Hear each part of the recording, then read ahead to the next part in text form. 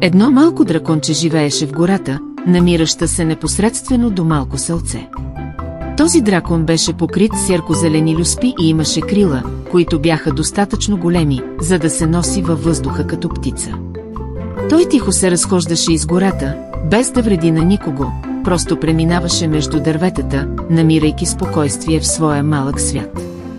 Селяните никога не го бяха виждали, само шепнеха, че в гората живее странно същество.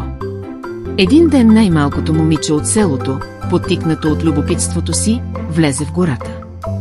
Това момиче, на име Ела, беше известно със своята смелост и чисто сърце.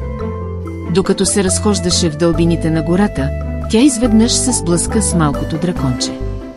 Драконът, сякаш уплашен, се отдръпна, защото хората винаги мислеха лошо за него. Но на лицето на Ела нямаше страх или гняв.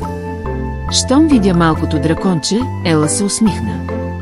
Драконът бавно се приближи към нея, защото усети добротата, излъчвана от сърцето й. Ела му подаде парче ябълка.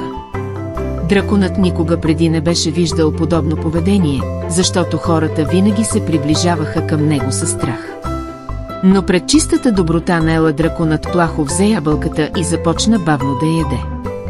Докато го наблюдаваше, Ела разбра, че всичко, от което той се нуждае, е малко любов и доверие. С времето между Ела и дракона се създаде силно приятелство. Ела разбра, че той не е сам и че всеки, който се отнася към него с любов, няма от какво да се страхува.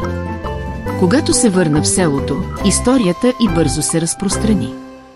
Хората научиха, че няма нужда да се страхуват от дракона в гората, а че ако се отнасят добре към него, той може да бъде добър приятел. От този ден малкото драконче намери място в сърцата на селяните. Ела осъзна още веднъж колко важно е винаги да бъдеш добър и разбиращ към другите. Защото това, което променя едно същество, не е страхът, а показаната му любов.